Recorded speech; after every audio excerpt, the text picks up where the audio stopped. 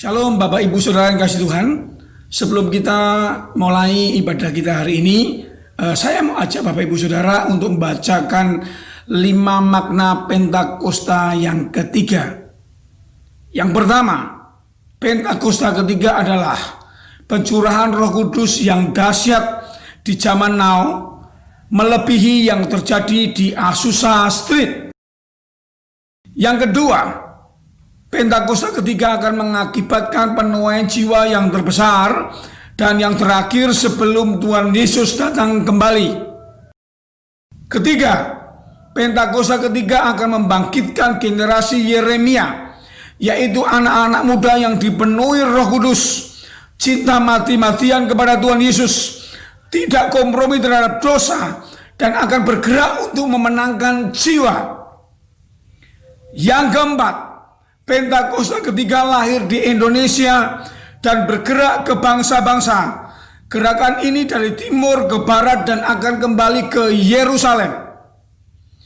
Kelima, Pentakosta ketiga akan memberikan kuasa untuk menyelesaikan amanat agung, dan setelah itu Tuhan Yesus datang kembali.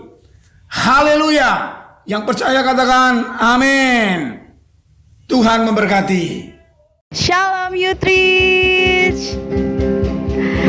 Puji Tuhan kita bisa sama-sama lagi ketemu di awal bulan November ini, yang sebulan lagi Desember, terus Natal yang gak berasa 2020 udah mau habis. Oke, yuk kita sama-sama siapin hati kita. Sore hari ini kita mau datang sama Tuhan, kita mau muji nyembah Tuhan. Mari kita sama-sama satukan hati, kita berdoa.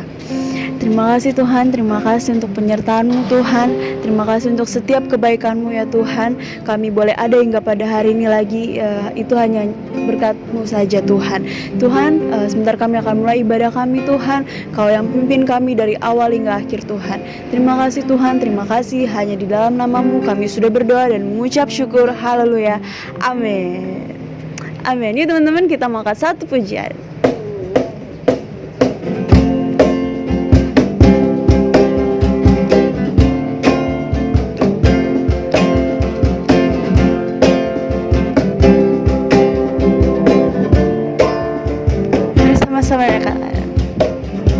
I'm not gonna live by what I see. I'm not gonna live by what I feel. Deep down I know that you're here with me. I know that you can do anything.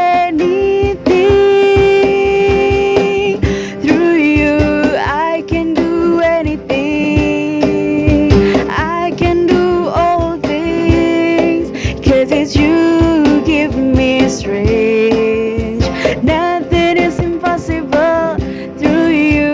Blind eyes are open, strongholds are broken. I am living by faith. Nothing is impossible.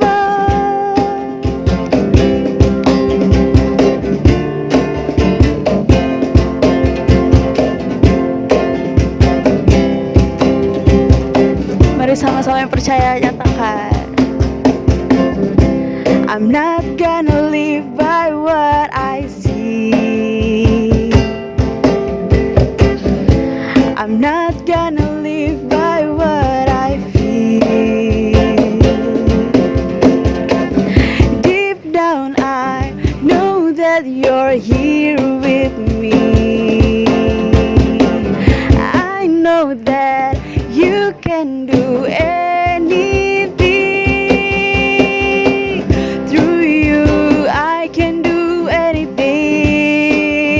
I can do all things, 'cause it's you give me strength.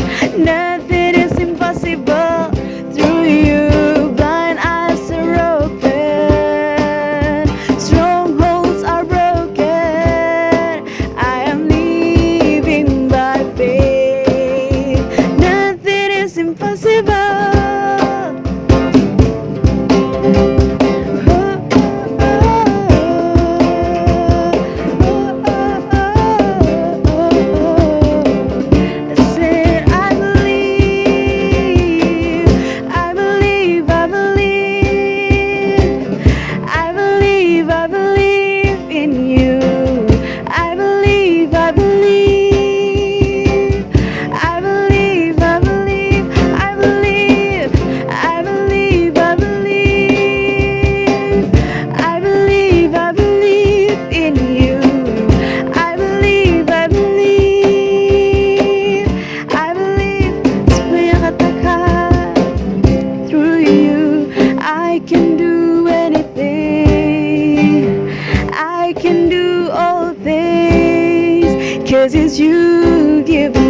stretch.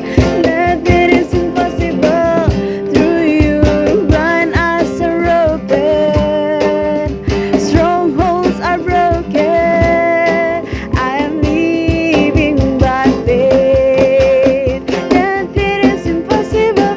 Oh, oh, oh, oh, oh, oh, oh, oh,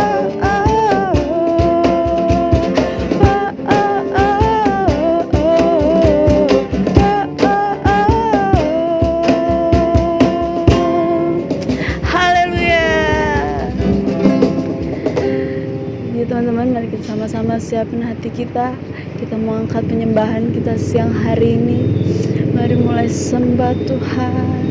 Terima kasih Tuhan. Oh Yesus.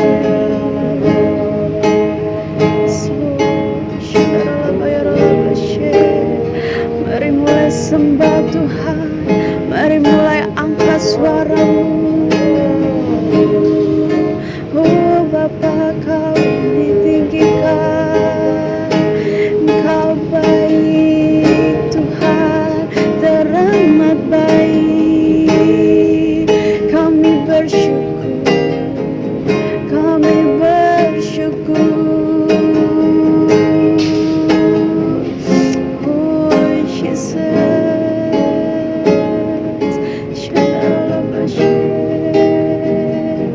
I love you, Lord, for your mercy never failed me. All my days I've been held in your hands. From the moment that I wake up until I lay my head, oh, I will sing of your goodness, your goodness. And all my life you have been faithful. And all my life you have been so, so good. With every breath that I am able, oh, I will sing of the goodness of God. Come on, sing. Oh, Jesus, I love your voice. You have led me through the fire and the darkest night. You were close like no other. I know you as a father. I know you as a friend, and I have lived in the goodness of God. All my life, and all my life you have been faithful. So, and all my life you have been so, so good. With every breath that I am able, oh, I will sing of the goodness of God. All my life, and all my life you have been faithful. Yes, Lord, all my life. So, so good. With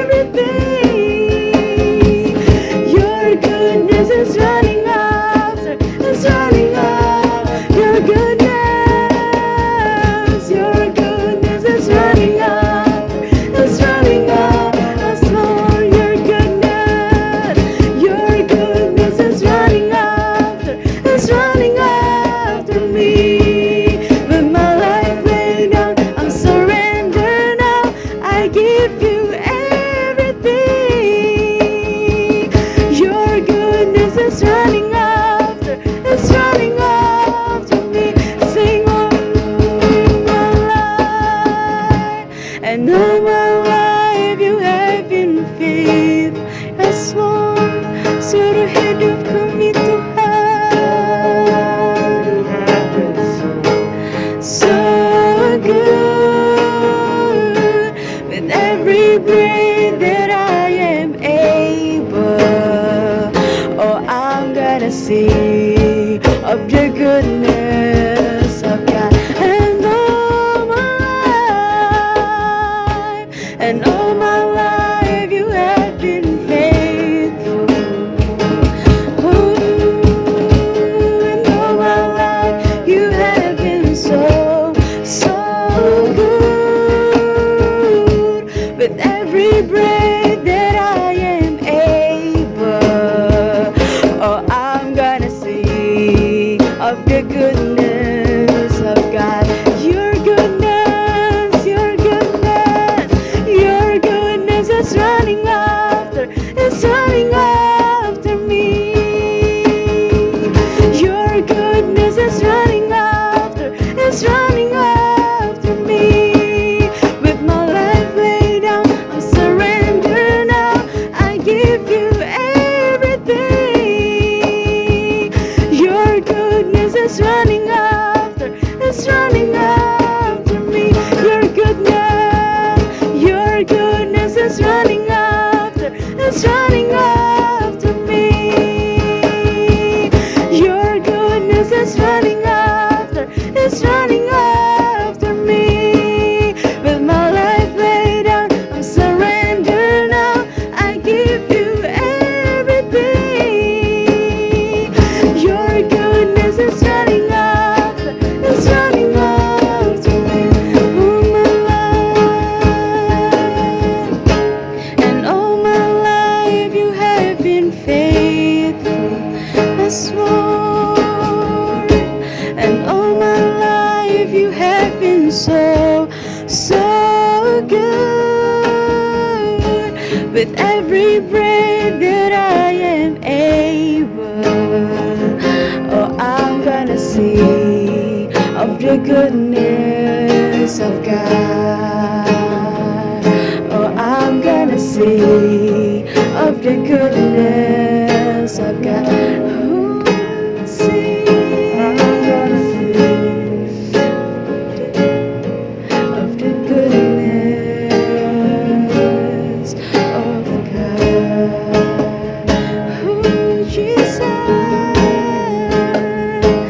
oh, sampai kamu Tuhan, sampai kamu melingkupi setiap kami Bapa.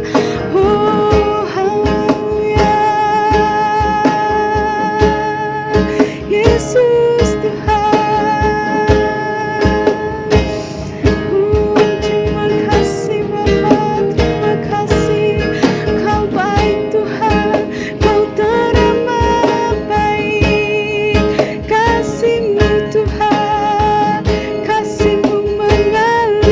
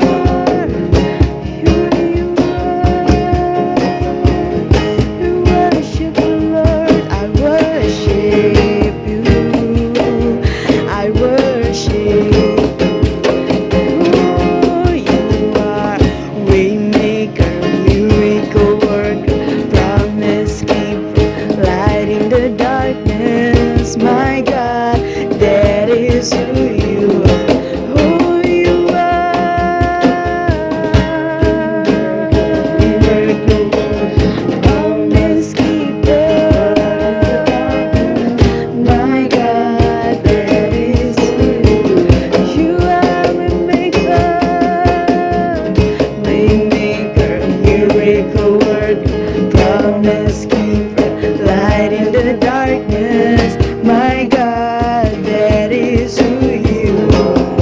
Ooh, Waymaker, miracle worker, promise keeper, light in the darkness. My God, that is who you are. Yes, Lord, you are here, touching every heart. I worship you. I worship you. You are here, healing every heart. Yes, Lord, I worship you. I worship you. Are here. You are here, turning lives around. I worship you. I worship you. Are here. You are here, mending every heart. That's why we worship you. I worship you. Waymaker, miracle worker, promise keeper, light in the darkness. My God, that is who you are. Oh, Waymaker, miracle worker, promise keeper, light in the darkness. My God, that is who. As you are, Lord, Waymaker. Oh, my God, that's Lord. Miracle worker, promise keeper, light in the darkness. My God, that is who you are. Even when I don't see it, even when I don't see it, you're working. Even when I don't feel it, you're working. You never stop working. That's Lord. Even when I don't see it, you're working. Even when I don't feel it, you're working. You never stop working. Yes, Lord, even when I don't see it. Oh, even when I don't feel it, you're working. You never stop working. You never stop. Oh,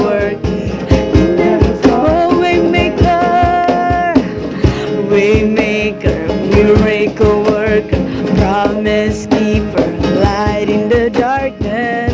My God, that is who you are. Oh, Waymaker, oh, Jesus, light in the darkness. My God, that is who you are. That is who you are. That is who you are. That is who you are. That is who you are. Yes, Lord, yes, you are. Yes, you are God. You are Lord. Oh, Jesus, we worship you, Lord. We worship you. Oh,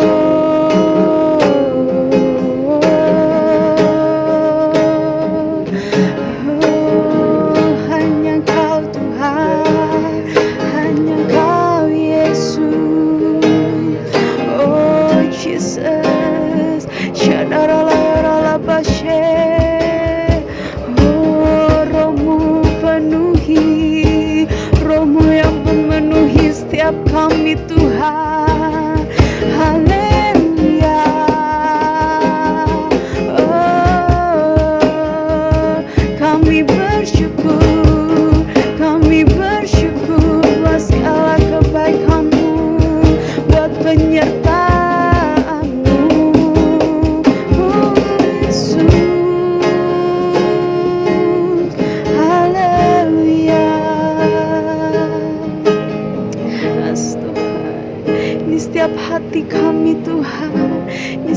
kami anak-anak-Mu Tuhan. Kami datang padamu Tuhan. Kami mau menyenangkan hati-Mu ya Tuhan. Oh Jesus, pakai kami lebih lagi Tuhan. Pakai kami lebih lagi ya Bapa. Oh Yesus, Yesus, biar hanya Engkau yang ditinggikan, hanya Engkau yang dimuliakan Tuhan. Terima kasih Tuhan. Yesus. Jesus.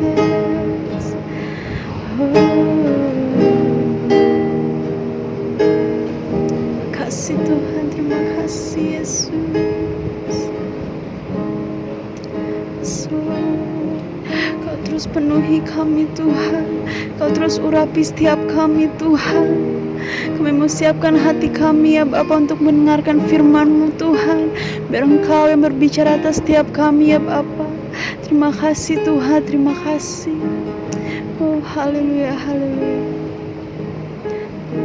Amin. Haleluya, puji Tuhan, kita sudah berjumpa lagi di dalam ibadah Youth Reach hari Minggu secara online. Walaupun kita berjauhan, tetapi kita tetap dapat lakukan ibadah kita dengan tetap sungguh-sungguh pada Tuhan. Sebelumnya kita berdoa dulu ya. Oh ya ralaba sikana ya ralaba takana ya ralaba.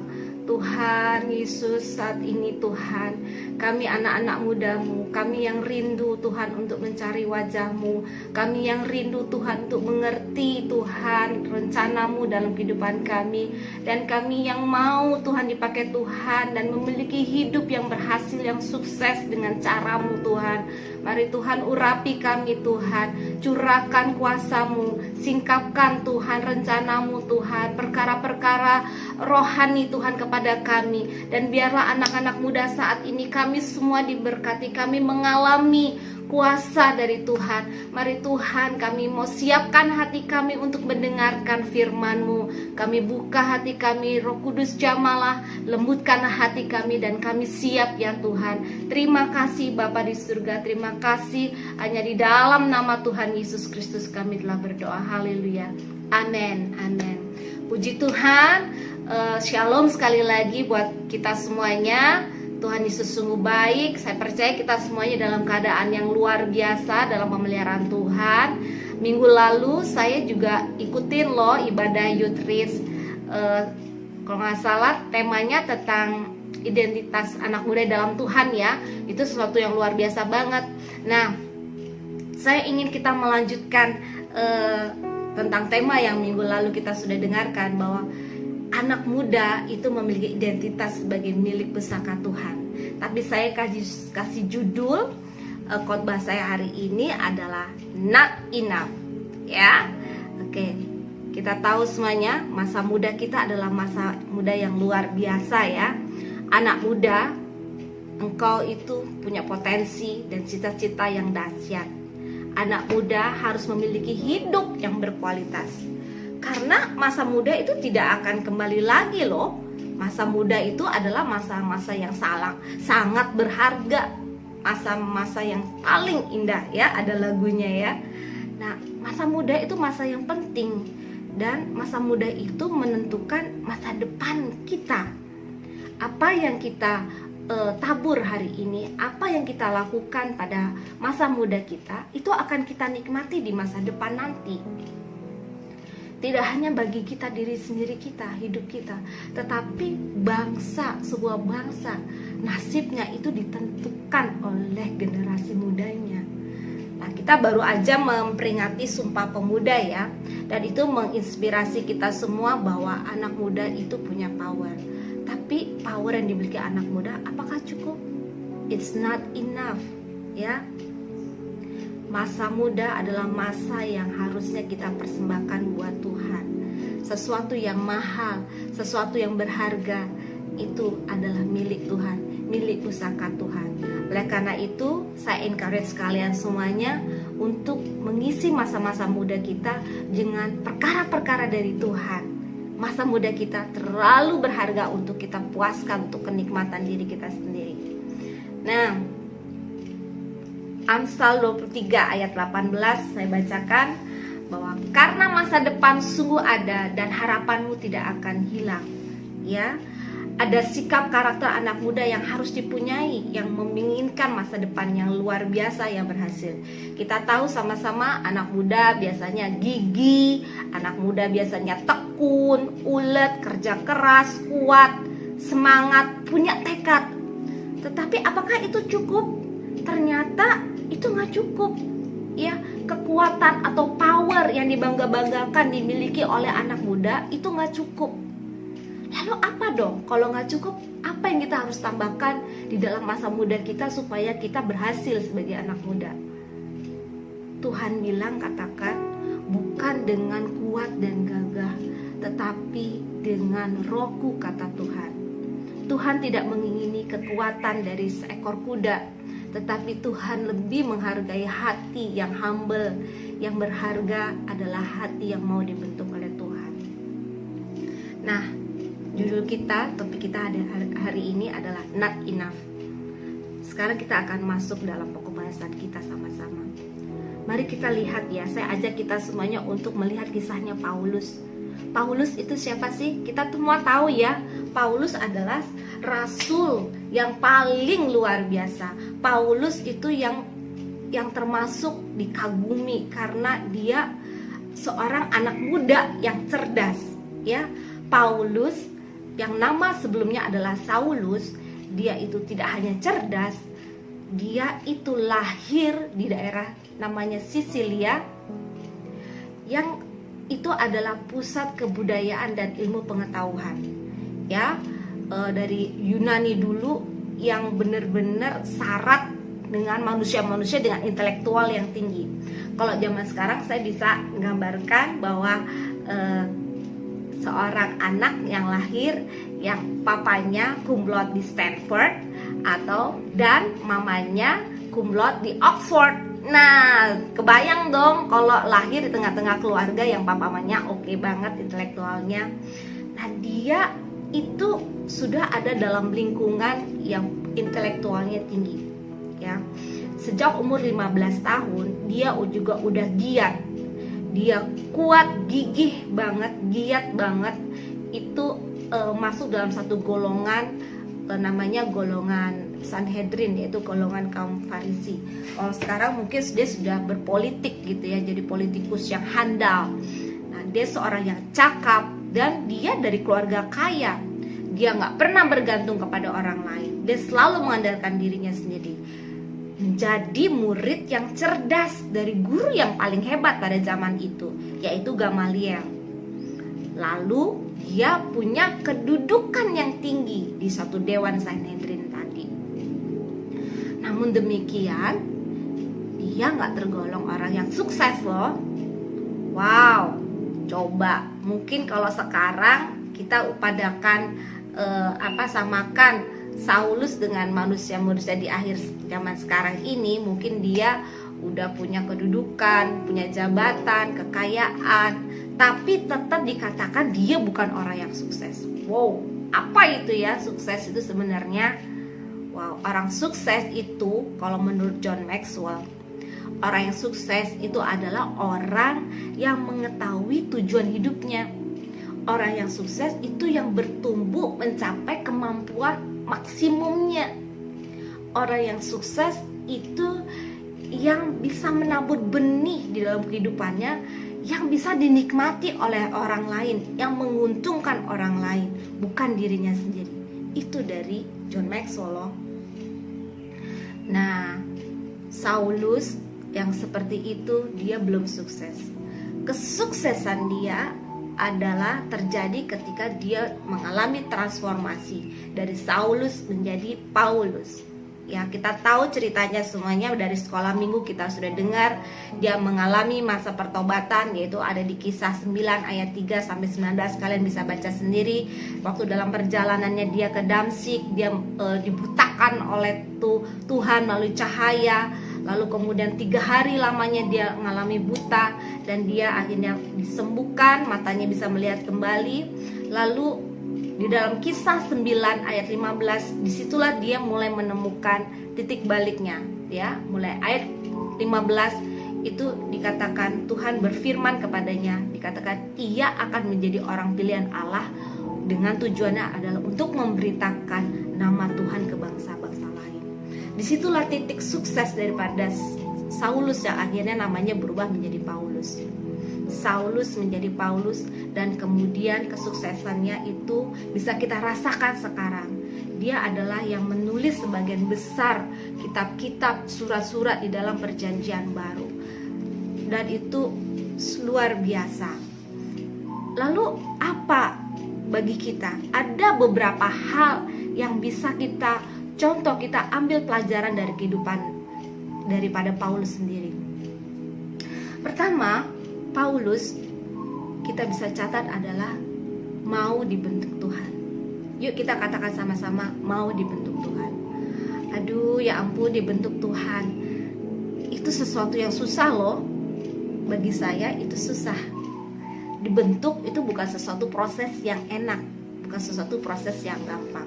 Kalau dibentuk selalu ada rasa sakit di dalamnya.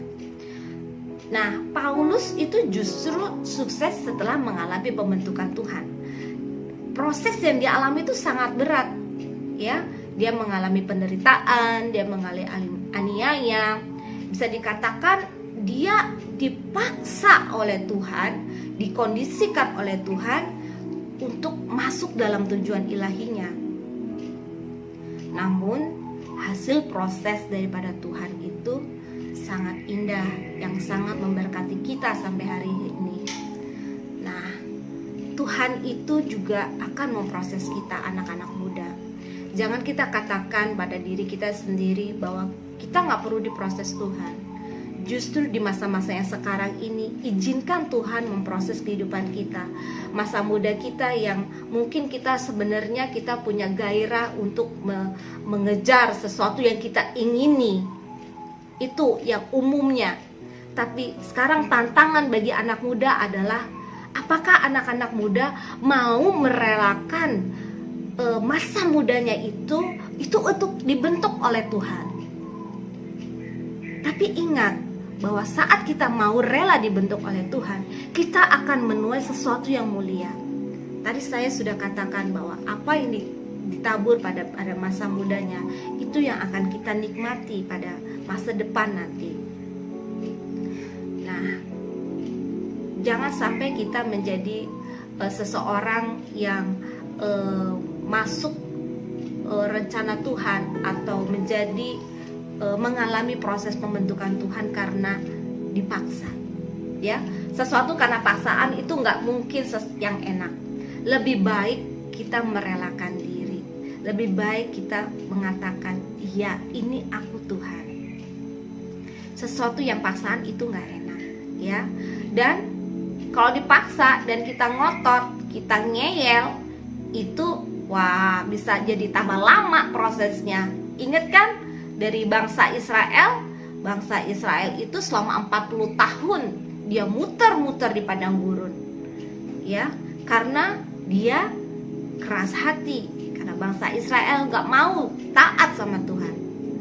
Nah, bagaimana kita merespon kepada proses itu yang akan menentukan hasilnya. Waktu proses pembentukan Tuhan itu tergantung bagaimana kita proses. Bisa lama, bisa cepat. Nah, sekalipun kita pinter, cerdas, kaya, punya banyak kemampuan, tapi itu not enough kalau kita nggak punya hati yang mau rela dibentuk Tuhan. Nah, ini kesaksian dari kehidupan saya ya. Waktu saya pertama kali lahir baru, saat-saat itu adalah kasih mula-mula saya masih bergelora. Hari-hari itu saya ingat bahwa sampai saya itu saking kagum, senengnya ketemu Tuhan secara pribadi, kasih yang mula-mula yang berkobar-kobar. Saat itu saya cuma satu yang saya mau saat itu. Saya mau ikut Tuhan, saya nggak mau tinggalin Tuhan. Bahkan saya udah nggak peduli dengan keinginan saya sendiri. Saya waktu itu bilang ini, saya nggak sempet bilang ini, saya nggak mau kuliah lagi. Saya udah mau kerjaannya mau ikut ibadah terus, ya. Saya nggak mau fokus yang lain. Itu kedengarannya sepertinya baik, tapi itu juga nggak baik juga ya. Bukan berarti kita lalu tinggalkan tanggung jawab kita sebagai seorang pelajar atau karyawan. Apa yang menjadi tanggung jawab kita, kita harus kerjakan. Singkat kata, saya selesaikan kuliah saya, lalu saya diwisuda. Waktu saya selesai wisuda, saya masuk kamar, lalu saya ambil ijazah saya, lalu saya bilang sama Tuhan dengan berurai air mata, saya bilang, Tuhan, ini saya persembahkan buat Engkau, saya kasih ini untuk Engkau. Saya ucapkan itu karena saya mengasihi Tuhan, bukan dengan saya punya pengertian, enggak, tapi karena benar-benar saya mau. Tapi saya nggak sadar dari keinginan saya itu jadinya kayak apa, saya nggak punya bayangan, saya nggak tahu ya. Lalu kemudian setelah saya berdoa seperti itu, saya jalani dengan normal kehidupan saya. Saya mulai habis fresh graduate, biasa dong kirim-kirim lamaran kerjaan ya. Nah, saya waktu itu mengamar ke beberapa bank pemerintah dan swasta, dan saya tergolong orang yang ya cukuplah untuk bisa melewati tes-tes itu sampai di tes yang terakhir. Tetapi saya tetap gagal, dan kegagalan saya itu ya itulah klise lah, karena saya mungkin kurang tinggi, atau karena saya saya termasuk golongan yang minoritas. Nah, saya nggak ingat tuh dengan doa saya. Saya tetap, walaupun saya gagal, saya tetap cari kerjaan. Akhirnya Tuhan izinkan saya bekerja. Saya bekerja di satu perusahaan swasta yang dimiliki oleh orang asing. Tapi di situ saya justru juga diproses oleh Tuhan. Saya nggak lama kerja di situ, cuman 2 bulanan seingat saya. Aduh, kalau ingat-ingat waktu itu saya tuh, malu juga ya. Seakan-akan Tuhan itu sedang mau ingatkan saya tentang panggilan saya, bahwa kamu pernah loh doa kayak gini, kamu kan waktu itu udah persembahkan ijazahmu kepadaku gitu, seakan-akan seperti itu. Artinya saya jadi karyawannya Tuhan dong gitu kan. Jadi saya apply-nya ke Tuhan dong, bukan ke perusahaan di dunia. Nah, singkat kata, saya setelah melalui proses panjang, dipertemukan dengan beberapa orang yang saya nggak usah sebutin di sini, terlalu panjang nanti. Saya melayani Tuhan sepenuh waktu. Sampai hari ini saya nggak pernah sesali panggilan Tuhan dalam hidup saya. Sampai hari ini saya nggak pernah sesali keputusan saya untuk saya melayani Tuhan sampai hari ini. Namun saya melihat bagaimana Tuhan itu gak pernah ingkar janji, bagaimana Tuhan itu gak berhutang.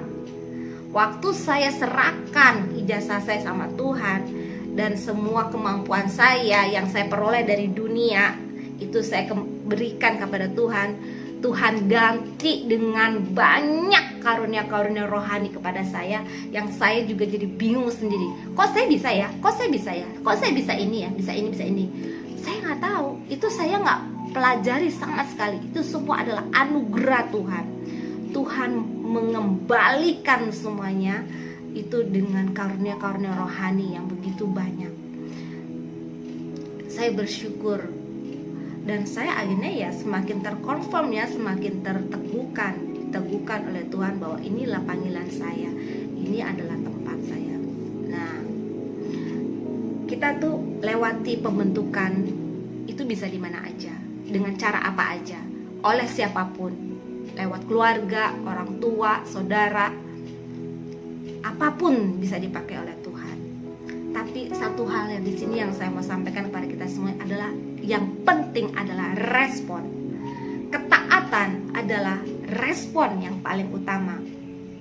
Saya mau katakan gini, saya tulis ya di dalam saya punya quote gini, what you get is how you respond. Artinya apa yang ingin kamu dapatkan itu ya tergantung daripada respon kamu gitu. Jadi bagaimana kamu berespon? Kalau kamu kalau kita mau menerima sesuatu yang baik, mari kita berespon yang baik. Nah, Saulus sempat berespon yang tidak baik, namun dia dipaksa oleh Tuhan dan dia akhirnya berespon yang baik dan dia mengalami sesuatu yang mulia di mata Tuhan, ya, menjadi orang yang sukses di mata Tuhan. Hal yang kedua yang kita mau pelajari, yang kita bisa dapatkan dari kehidupan dari Paulus adalah dia mau dituntun oleh Roh Kudus. Nah, kita sebagai anak-anak muda kan kita punya banyak kemampuan ya. Biasa kita menjalani hari demi hari itu gampang lah gitu ya. Hari demi hari kita tuh jalani lewati gampang. Dan kita bisa ini, bisa itu. Tapi sekarang jadi pertanyaan itu adalah bagaimana kita menjalaninya itu dengan kemenangan. Itu yang jadi pertanyaan kita. Siapa yang menuntun kita? Apakah kita yakin dengan kemampuan kita bisa memprediksikan masa depan itu? Nah, seringkali ya saya paham lah, anak muda itu kita maunya berjalan dengan idealisme kita. Apa yang menjadi gairah kita itu yang kita jalankan. Itu bukan sesuatu yang salah. Ya, anak muda seringkali digerakkan dengan idenya. Bahkan ada anak muda yang maunya digerakkan oleh moodnya, oleh perasaannya. Ya, kalau moodnya lagi bagus, ya bagus lah. Kalau moodnya lagi nggak bagus, ya gue mendem dulu kali gitu ya. Ada loh yang tergantung sama omongan orang. Kalau orang bilang bagus, ya dia pakai. Ya. Kalau orang bilang jelek, aku nggak mau, takut salah orang bilang jelek sama aku gitu. Kalau orang bilang ke kiri, dia ikutan ke kiri. Kalau orang bilang ke kanan, ke kanan. Mana yang tren aja deh, mana orang yang umum lakukan. Nah, hal yang seperti ini itu nggak menjamin kita masuk menjadi golongan orang-orang yang sukses. Kita nggak bisa menjadi sukses ketika kita menjadi sama dengan orang-orang lain. Kalau kita mau menjadi sukses kita harus melakukan sesuatu yang berbeda. Dan yang berbeda itu bukan dengan kekuatan kita, tetapi kita berbeda itu karena kita menerima sesuatu yang ilahi, yaitu Roh Kudus. Sesuatu yang merindukan dari dunia ini, yaitu dari surga. Nah, tantangan buat anak muda di zaman era milenial ini adalah, masihkah kita mampu mendengar suara Roh Kudus yang lembut?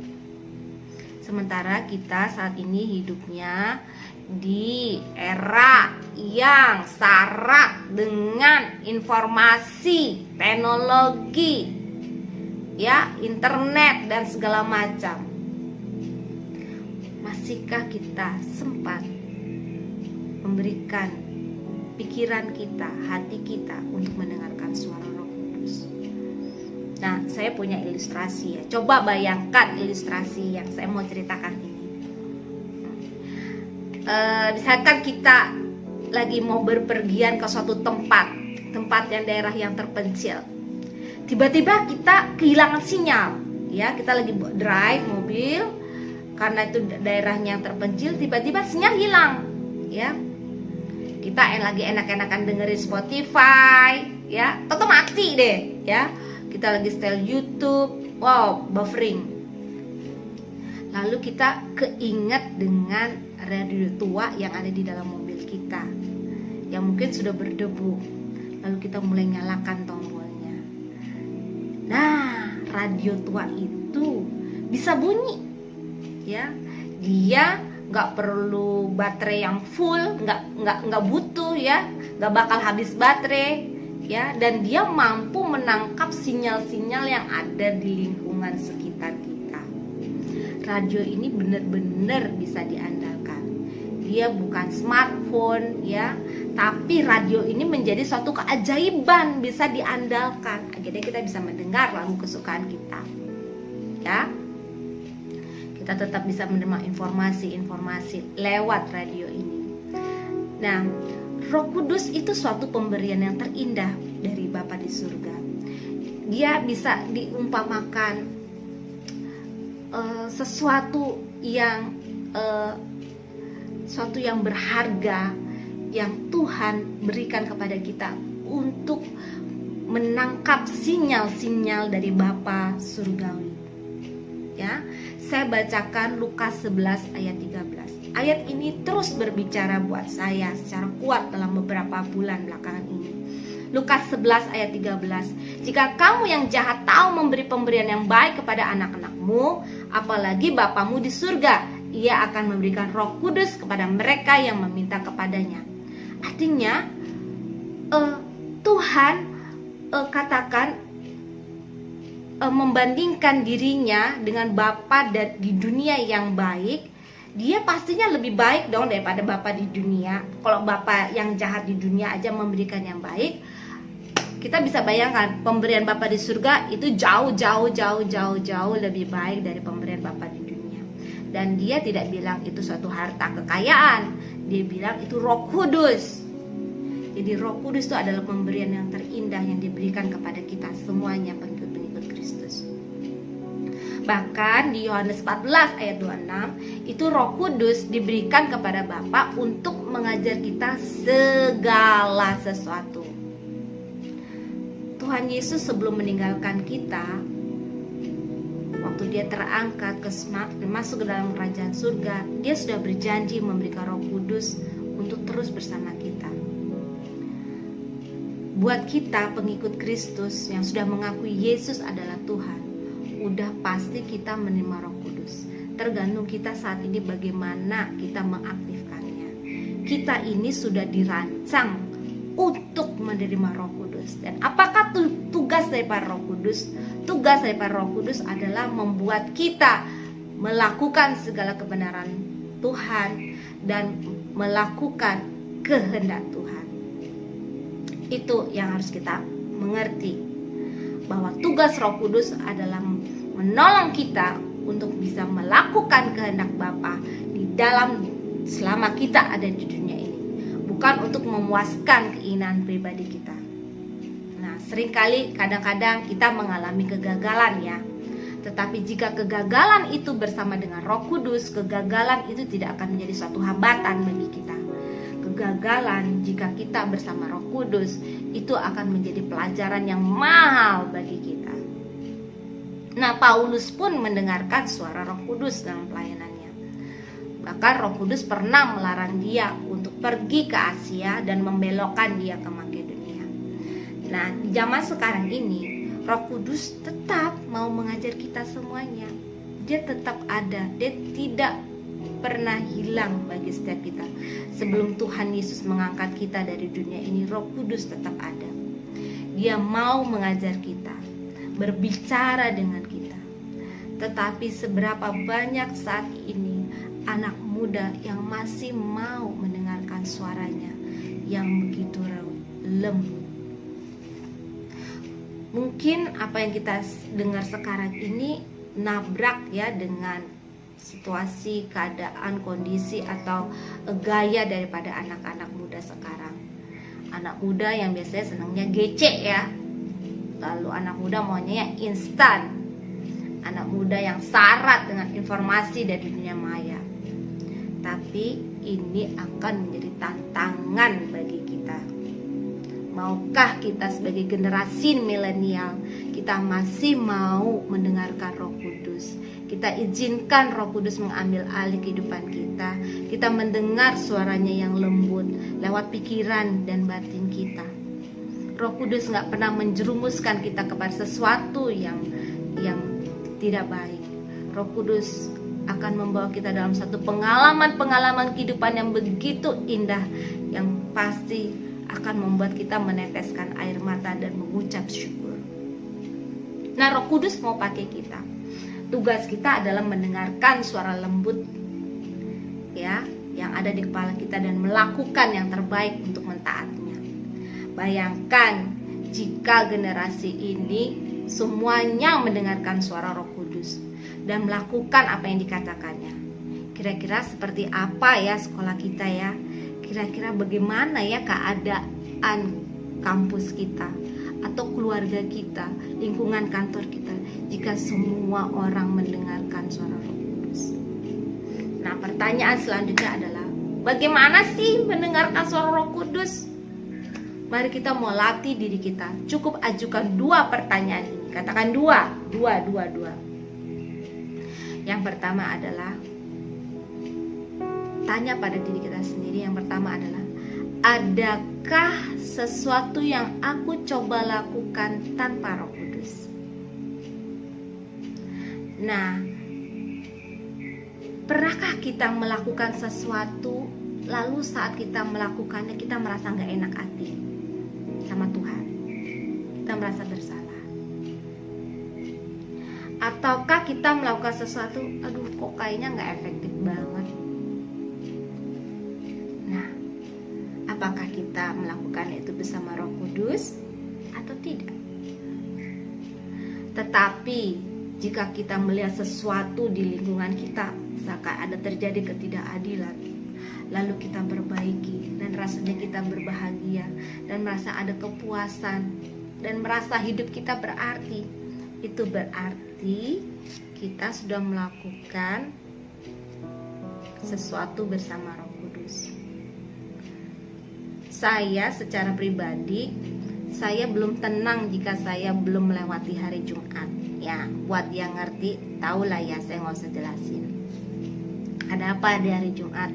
Cek ya Facebook tiap Jumat jam 5 sore. Lalu pertanyaan yang kedua adalah, adakah yang Roh Kudus lakukan tanpa aku? Nah, sama seperti gelombang radio, Roh Kudus menyiarkan siaran-siaran rencananya. Dan barang siapa yang mau menangkap siaran itu dan mau terlibat di dalamnya, nah, kita sudah masuk dalam rencana Tuhan, dalam rencana Roh Kudus, dan kita menjadi partner daripada Roh Kudus. Roh Kudus itu diberikan untuk memimpin kita dalam segala kebenaran. Roh Kudus mengajar kita untuk melakukan kehendak Bapa di surga, bukan kehendak kita sendiri. Nah, apakah kita menangkap sinyal di sekeliling kita ada orang-orang yang kita mau bantu, yang perlu dibantu? Apakah kita sudah memandang sekeliling kita dengan kacamata daripada Roh Kudus? Kita selalu diperhadapkan dengan keputusan demi keputusan. Saya sarankan nih ya, saya pernah melewati masa muda dan walaupun sekarang masih muda nih.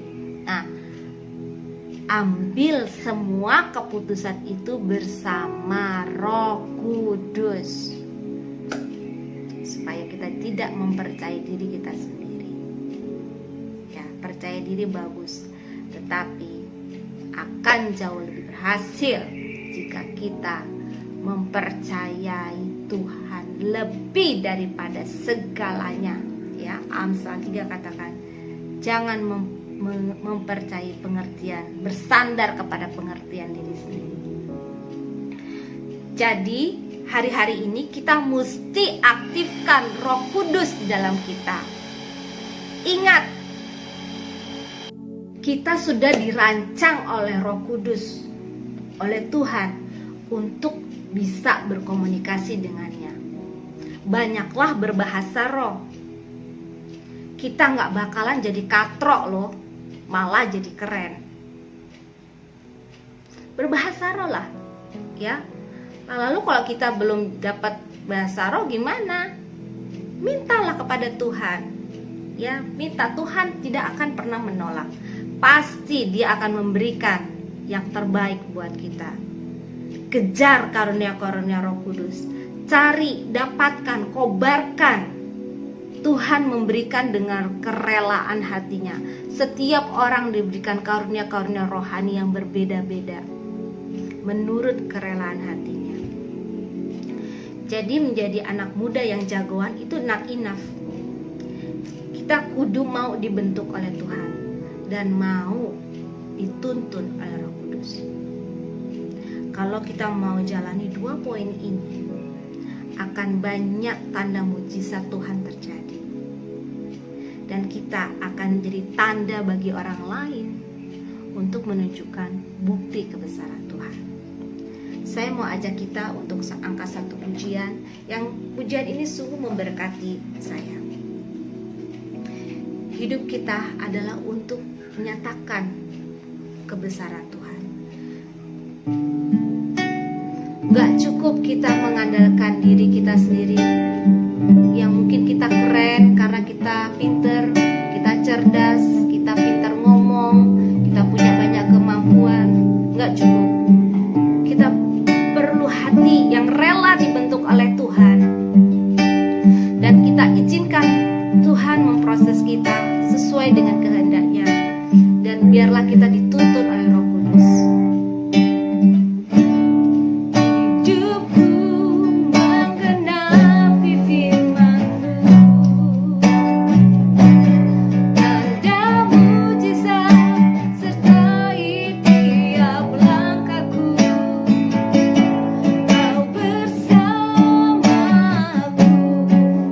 di dalamku, jadi bukti kebesaranmu. Hidupku menggenapi firman-Mu. Amin ya Tuhan. Tanda mujizat sertai tiap langkahku. Kau bersamaku di dalamku, jadi bukti kebesaranmu. Jadi bukti kebesaranmu. Amin Tuhan. Jadi bukti kebesaranmu.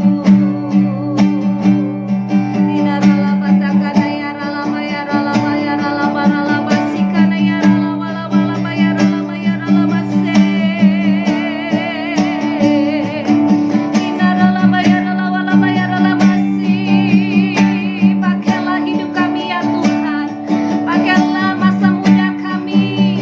Kami mau berikan hati kami untuk Engkau bentuk. Tuhan, ini kami dengan segala gairah yang kami miliki, keinginan kami, cita-cita kami, harapan-harapan kami persembahkan kepadamu ya Tuhan. Moralabasikana ya ralabase. Ubahkan kami Tuhan. Kami berdoa ya Tuhan, biarlah setiap kami anak-anak muda di tempat ini, kami menjadi orang yang sukses, bukan oleh karena kuat dan gagah kami, tapi sukses karena pekerjaan-Mu ya Tuhan. Kami serahkan hati kami serahkan kehidupan kami, masa depan kami ke dalam tangan-Mu Tuhan. Kami mau dipakai Tuhan, kami mau dibentuk sesuai dengan rencana-Mu Tuhan. Roh Kudus tuntun kami, berikan kami telinga untuk kami mendengar suara-Mu ya Tuhan. Oh ya ralabasikana ya ralaba. Saat ini biarlah Engkau Tuhan menguduskan telinga-telinga rohani kami di dalam nama Yesus. Dan biarlah telinga kami mendengarkan suara Roh Kudus sebegitu lembut, mengajarkan kami akan segala sesuatu. Terima kasih Tuhan Yesus, terima kasih, kami bersyukur. Kami semakau dan kami berikan seluruh hidup kami, masa muda kami ke dalam tangan-Mu. Di dalam nama Tuhan Yesus kami telah berdoa. Haleluya. Amin. Amin. Terima kasih. Tuhan Yesus memberkati kita semuanya.